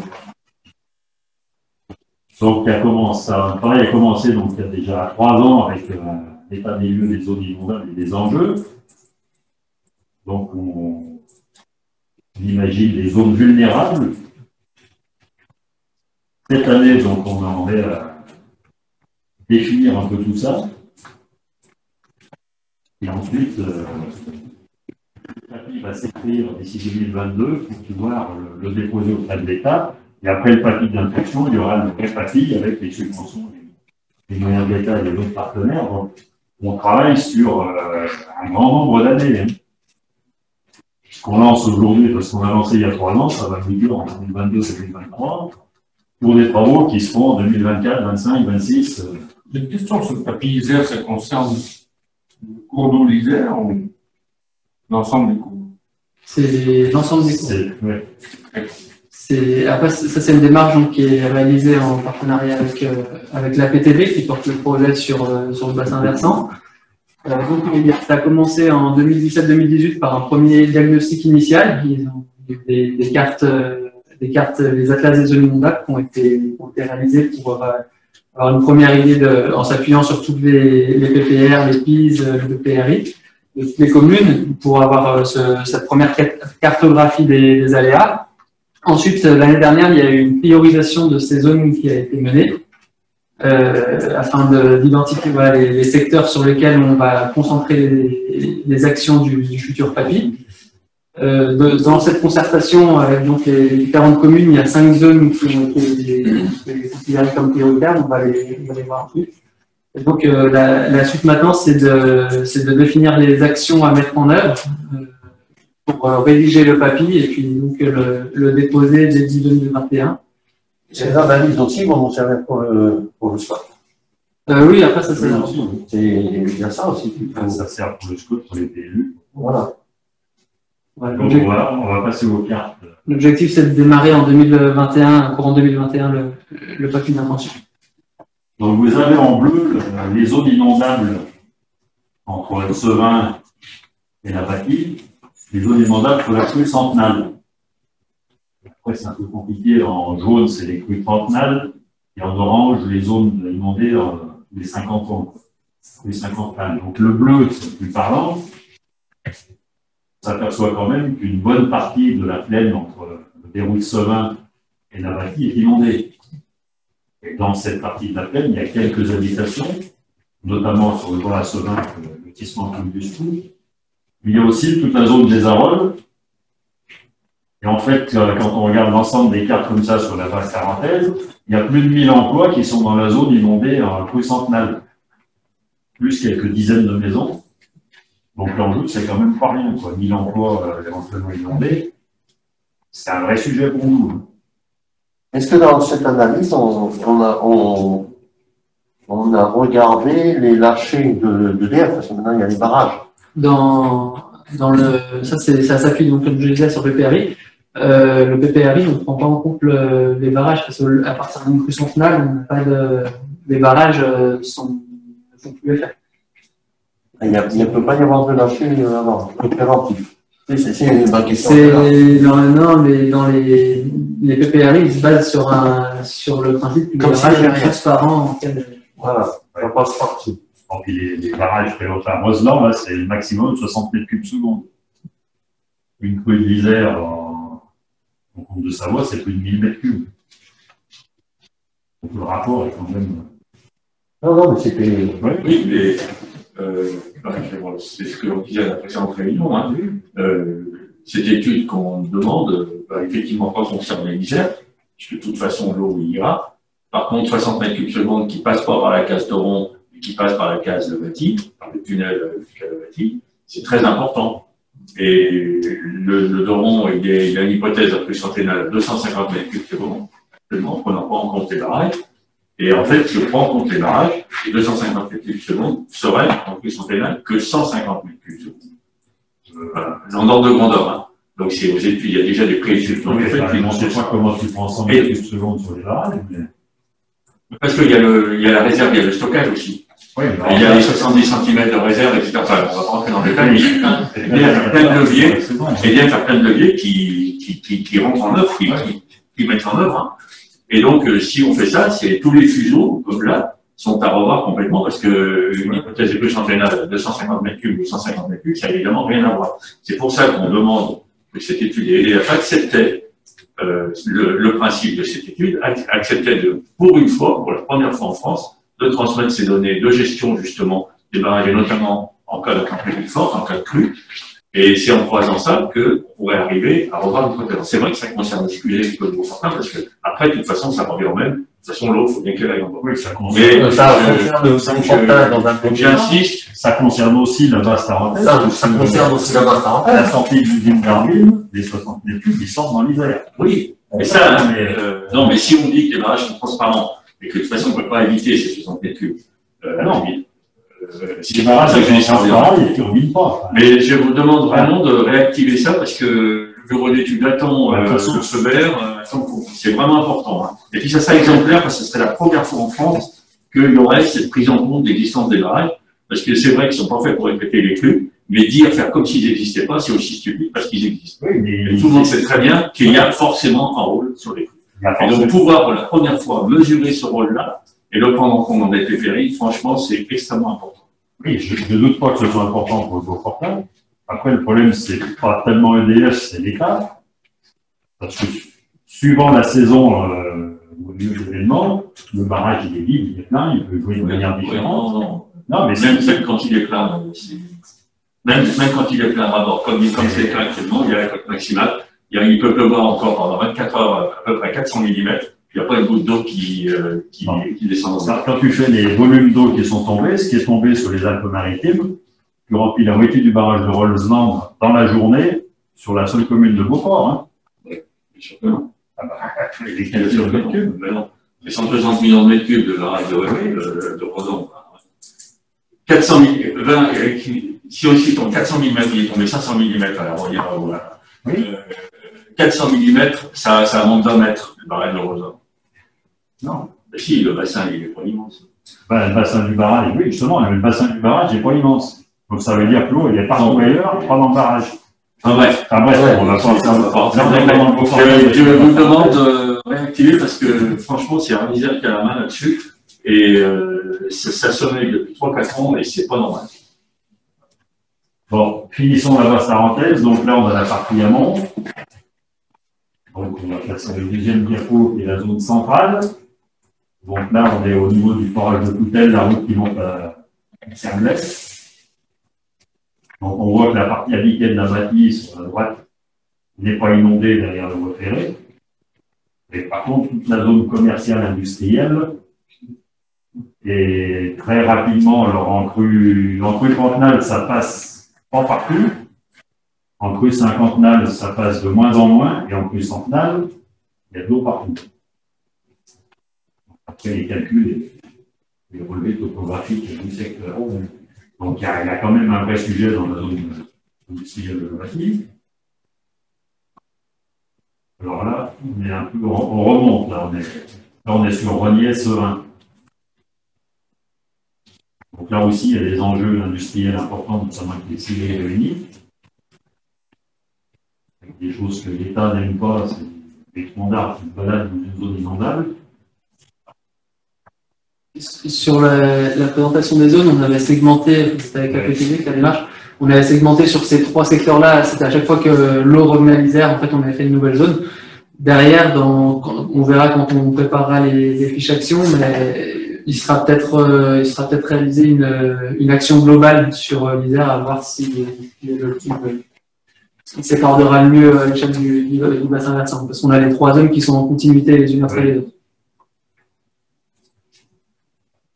Les dernières, donc le torrent de Saint-Clément à Tours, qui est potentiellement dangereux pour une partie de l'usine Tivoli et des habitations. Dans Varin. Saint-Clément dans Varin. Ouais. Voilà. Et on aperçoit en bas, donc c'est un problème un peu différent, avec des remontées d'eau de nappe, puis aussi ce qui descend du côté de Farette et du Réguier, sur le secteur d'Albertville, où il y a encore de grandes zones agricoles donc, qui sont inondées sans gros dégâts humains, mais il y a de plus en plus de constructions dans ces zones-là. On s'aperçoit que là aussi, il y a des enjeux importants. Donc, quand on cumule l'ensemble, il y a quand même des problèmes à traiter. S'il y a d'autres secteurs qui vous reviennent encore à l'idée sur les communes là, pour la basse tarentaise, pour ne pas hésiter à nous en faire part immédiatement. On va te les donner. C'est vrai, on a rassemblé les dossiers. On avait déjà fait une première réunion là-dessus, mais avec Véronique. On en avait parlé l'autre jour, mais justement, elle ne pas. Ah, ben oui. Là, sur les cartes, on voyait l'effet de la crue centenale sur le fond de la vallée. Mais pour une crue centenale, on peut imaginer que chaque torrent, lui aussi, vit sa crue centenale et que ça se passe mal de tous les côtés. On a vu des effets dans les Alpes-Maritimes, c'est la destruction un peu partout. C'est pas tout à fait le même contexte. Non, c'est pas du tout le même contexte. Parce qu'il n'y a pas de. Tout à l'heure, on parlait des barrages, mais moi, je pense que les barrages, ils sont dans matériel. Oui, parce que là-bas, il n'y a aucun barrage, et puis, quand tu regardes la végétation, comment elle était dans les cours d'eau et tout, il arrive un moment. Non, mais je pense que les barrages, franchement, c'est pas sûr. Puis moi, je viens de faire le calcul, 400 mm, ce qui est énorme. Ça fait 100 mètres cubes secondes environ. Il y a 86 400 secondes dans 24 heures. 100 mètres cubes secondes, ce qui est énorme. Il y a combien de 86 400 secondes. Dans 24 heures. Bon, à 100 mètres cubes, ça fait 8 millions de mètres cubes seulement. 8 millions de mètres cubes, c'est même pas 10% de la capacité de stockage.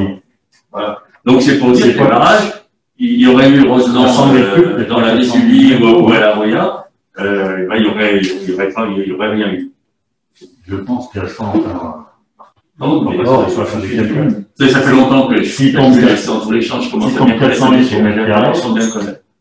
Puis j'ai surtout la chance d'avoir un adjoint qui travaille à EDF et qui connaît par cœur toutes ces données. Oui, d'accord, mais. Bon, allez. Voilà sur la partie inondation. On va passer donc la suite du petit film qu'on a vu au départ. Donc c'est les fiches actions thématiques pour le plan climat, air, énergie territoriale. Donc on a droit à 4 fiches qui vont être développées donc, dans la suite des diapos. Donc on va peut-être passer tout de suite à la suite.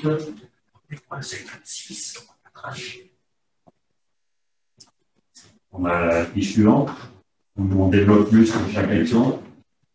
Il n'y a pas? Voilà.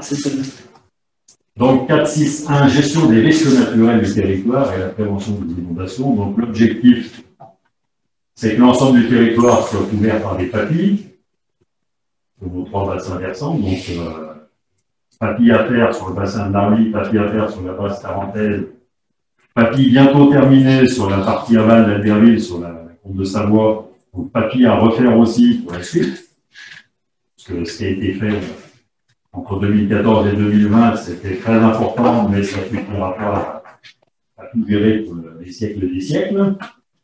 Voilà, donc là, améliorer la connaissance des risques naturels, avoir des outils de gestion sur l'ensemble du territoire, donc des plans de prévention des risques, des plans communaux de sauvegarde, des victimes pour l'information des populations, et des exercices de déclenchement des plans communaux de sauvegarde à faire dans chaque commune. On a probablement déjà tous des plans communaux de sauvegarde. Je ne suis pas sûr qu'on ait tous fait des exercices fréquemment. Nous, on a essayé une fois à Grignon pendant l'inondation de la Viale de 2010 ou 2011. Ça a été folklorique. C'est bon. On a d'amélioration, donc l'objectif, c'est justement d'aider les communes à progresser sur ce genre de sujet. Ensuite, s'il n'y a pas de questions, on passe voilà. Alors après, un usage raisonné et un partage équitable de la ressource en eau. Donc l'objectif, c'est de connaître notre ressource en eau disponible sur le territoire, savoir comment la gérer. Donc, sachant que la ressource utilisée par les habitants, de l'eau potable, c'est peu de choses par rapport à la ressource en eau pour dire. On a la chance d'avoir aucun problème. La réunion précédente, on s'est aperçu que notamment toute l'eau du Grand Parc et il y a l'argent alimenter tous les moyens. Pour l'instant, on a quand même des problèmes. On a quand même des secteurs aujourd'hui où on manque des camions de flotte parce qu'il n'y a pas. Non, mais. Il y a des possibilités. Il y a des possibilités. Et pour l'instant, avec la pluviométrie qu'on a et la répartition qu'on a, ça se passe pas trop mal. Mais il ne faut pas non plus qu'on fasse complètement les malins, parce qu'il y a quand même potentiellement des risques à un certain nombre. Mais, non, mais ça nous a permis de bien avancer. C'est plus confortable chez nous que dans le Sahara, c'est clair. Voilà. Bon, donc, la connaissance de la ressource, oui, je ne sais pas quelle heure il est. Ouais, bon, allez. Dans 25 minutes, c'est couvre. Assurer une gestion des milieux aquatiques du territoire. Donc, au-delà des protections des digues, on a aussi dans la GEMAPI la mission de la gestion des milieux aquatiques. Un aspect beaucoup plus naturel et environnemental, qui est déjà bien pris en compte par l'ensemble des syndicats qui travaillent, le CBA, le SINAP. Voilà, donc, restauration de milieux aquatiques, c'est aussi un travail moins productif de recettes derrière, mais qui est important pour l'environnement et le cadre de vie général sur le territoire. On a vu dans notre petit film qu'on vantait la qualité environnementale de notre territoire. Notre mission est partie. Ensuite, sensibilisation des habitants et des communes aux économies d'eau et la récupération des eaux de pluie. Donc là, c'est aussi de la compétence pluviale, sans doute.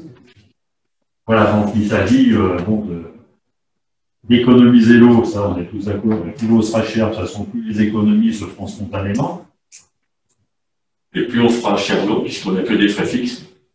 Et donc, si les gens baissent la consommation de 20%, on fera augmenter pour 3 unitaires. C'est déjà sur Mais bon, la récupération des eaux pluviales, déjà, il y a je pense que dans nos villages, je ne dis pas au milieu d'un ville, mais je pense que dans nos villages, il y a beaucoup de personnes qui récupèrent déjà ces. Une grande partie des gens ont des cubes au bas des toits. On des cubes, voilà. Aujourd'hui, c'est hyper vite, des véhicules directement en rivière. Ça génère aussi l'activité de réalimenter les nappes phréatiques. Oui. Et ça freine la violence des crues. Voilà, mais c'est des petits messages comme ça qu'il faut de temps en temps transmettre aux gens. C'est des petits messages aussi à transmettre dans nos PLU. Voilà. Parce que la construction en création de puits perdu et autonome, c'est pas pareil que celui qui se déverse dans un réseau pluvial collectif qu'on doit gérer et qui aboutit forcément à un endroit donné avec un volume d'eau important. Oui, parce que je pense qu'il y a encore beaucoup d'endroits où les eaux pluviales vont dans l'assainissement. Elles vont dans l'assainissement, voilà. Aussi. Ça, c'est aussi un travail à faire au sein des services pour donner un humain de négociation avec l'eau, on demande. Pardon? Nous, dans notre station à Roseau, on demande qu'il n'y a pas assez d'eau qui arrive. Et si on pouvait avoir plus d'eau de drainage ou d'eau pluviale qui arrive, il faut prélever. Donc là aussi, ça dépend du type de. Il n'y a rien comme maison, hein. Non, mais j'ai vu ça. Ce qui veut dire aussi qu'il faut gérer les choses secteur par secteur. Voilà. Les grands principes du danger. Oui, ça dans le monde un peu vite. Voilà, mais chaque cas est Allez. Bien, ensuite, donc, sensibilisation de la population. Voilà. C'était la dernière diapo. C'était la dernière diapo. Vous avez 25 minutes pour rentrer chez vous. Et vous avez des questions? Je demande à ce que la prochaine réunion, on travaille sur l'équipement des tarifs, notamment donc le retard. Moi, j'aimerais qu'on prenne vraiment l'engagement pour prendre au plus tard au 31 mars 2021, qu'il n'y ait plus aucun frais fixe de l'année 2020 qui ne soit pas facturé, nulle part. Plus aucun frais fixe, et tout ce qui est abonnement, assainissement et eau, que la période 2020 soit facturée au plus tard au 31 mars 2021. J'aimerais qu'on s'organise pour ça. Ça me paraît indispensable. Actuellement, on a plus de 2 millions d'euros de retard de facturation. C'est vraiment important de rattraper ce retard et d'accélérer le calendrier par rapport à ce qui était initialement prévu. Et deuxièmement, c'est qu'on travaille tous ensemble, et là c'est un boulot quand même, sur l'harmonisation des tarifs. Actuellement, il y a un écart de 1 à 3 sur l'assainissement entre nous, de 1 à 2 sur l'eau, un peu plus même. Donc j'aimerais qu'on se fixe, qu'on soit d'accord sur le prix objectif, en fonction du rythme SAD qui permettra de l'investissement qu'on se donne pour le mandat pour les 6 ans qui viennent. Et puis après, la vitesse, le rapprochement des tarifs. Je pense qu'on ne peut pas rester très longtemps avec des écarts pareils. Ça va devenir très vite explosif. Non, mais d'accord, mais bon, on peut pas non plus faire, aller aussi à l'autre extrême, où admettons, un village ou deux, que je ne citerai pas, avait des prix qui étaient bas. Si on va aller plus vite que la musique, on va multiplier les Je demande déjà que ça soit transparent, qu'on sache. Aujourd'hui, on ne le sait pas. Donc, j'aimerais qu'on sache. Les quelques schémas. Qu'on décide tous ensemble, c'est qu'on nous paraît bon de faire, c'est le gros de la communauté opérationnelle. Quand tu as 39 communes sur le même schéma, c'est clair qu'il faut. Non, mais il y a des écarts fantastiques qu'on n'imagine pas. Moi, je vous remercie pour cette réunion. Par contre, moi, c'est un peu dans cet esprit que je veux qu'on travaille dans toutes les commissions qu'on aura, eau, assainissement, la DEMAPI, et les eaux pluviales, parce que les eaux pluviales, il va falloir qu'on s'y penche dessus. Il y a un énorme travail à faire là-dessus. Et ce que je veux, c'est qu'on travaille tous ensemble, qu'on vienne dans le même sens. et qu'on partage. Les autres Alors, gouvernements aux communes, où on les laisse à dire, parce que j'ai entendu les deux, on les rend aux communes pour l'année prochaine. Le temps qu'Arlisère puisse étudier correctement le dossier, c'est bien fait. Voilà. L'aglo, on garde la responsabilité. On conventionne avec l'aglo pour reprendre la compétence. Bien d'accord. On reste sur l'opérationnel. La commune, il y a la vanne à la misère. C'est pas Arlisère, c'est pas nous qui demandons, c'est pas Arlisère qui dit, c'est nous qui devons demander à Arlisère, aux communes, Nous, communes. nous communes, on demande à Arlisère de nous restituer pour un an. Pour un an. Pourquoi il faut l'aval de la misère quand on fait les travaux? On est obligé d'avoir une convention avec Arlisère. Parce qu'après, Non, mais c'est parce qu'Arlisère a envie de payer certaines choses aussi. Voilà. Donc, on regardera ce qui Ouais, excusez-moi, mais c'est complètement incompréhensible. C'est pas très simple, donc on vient. Non, mais personne n'a rien compris. Hein. Si, pour nous, c'est clair. Hein. si vous faites sans rien demander à Arlisère, dans la commune, c'est toi qui prendras. Voilà. Et autrement, on peut demander. Ben oui. Voilà. C'est l'histoire. Et ce sera, Repris plus tard. Tout le monde a reçu le même courrier. Après, moi, j'ai été ouvert et je l'applique aussi. On est prêt à aller dans les communes. S'il y a des questions dans les communes, on va expliquer au conseil municipal quel est le projet de soit certains travaux sont pris en charge dans certaines communes et pas dans d'autres. bon, Certains travaux peuvent impacter d'autres communes. C'est tout le monde de personnes. t'as des choses, t'as des communes qui ont l'habitude de faire du curage. De l'entretien préventif. Des entretiens préventifs. de l'entretien. Bon, mais ça, c'est déjà la première part du gâteau. Donc, ces gens-là, on a dit, vous pouvez continuer, mais il ne faut pas qu'on se retrouve avec des gens qui n'ont jamais fait de prévention de curage. Donc, vous pouvez continuer, mais à votre charge. Pourquoi ça serait Arlisère qui prendrait ça en charge? Pourquoi Arlisère prendrait en charge des travaux dans certaines communes et pas dans d'autres? Mais non, une inégalité. La question, c'est plus sur les travaux neufs. Ou suivant le volume de travail, C'est tout le monde ou personne. C'est non, quelques petits copains de temps en temps, ça va devenir comme ça. Donc c'est ingérable, excusez-moi. Tout le monde n'a pas les mêmes travaux. on a vu, après, il y a deux seuils. On demande aux gens, on dit aux gens, à partir de 5 000 €, il faudra qu'il y ait l'autorisation systématique d'Arlisère. Sinon, on n'a pas. Sinon, ça veut dire qu'Arlisère le prend en charge. ça veut dire que s'il y a l'accord, Arlisère prendra en compte, parce que tu ne peux pas, toi, mairie, décider de travaux, et que ce soit Arlisère qui paye. OK? Donc, c'est Arlisère qui donnera l'accord, c'est Arlisère qui fera faire le devis, qui paiera, et après, il a été dit lors de la réunion que s'il y aura un choix qui sera fait, soit on demandera à la commune de payer, mais d'ici un an ou deux. C'est-à-dire, on déduit des AC. Hein? On déduit des AC. On ne sait pas. On ne sait pas. C'est à l'étude, Edouard. On n'arrive pas à fonctionner comme il faut. Il faut bien laisser le temps à tout le monde de mettre en place les choses. Pour l'instant, Arlisère est incapable de savoir comment être plus viable. On vient de passer une année, on la termine, où on a bricolé dans tous les sens et on n'a rien fait. Donc, il faut que l'année prochaine, les communes récupèrent si elles veulent faire. Mais je sais très bien qu'il n'y aura pas de commune qui va lancer des 200 000 € de réseau de pluvial l'année prochaine. Sachant qu'Arlisère reprendra en 2022. Donc, voilà. Et simplement qu'on puisse au moins gérer dans nos communes les petites bricoles sans cette année, l'objectif, cette année 2021, l'objectif est, il faut qu'on regarde comment c'est qu'on va faire.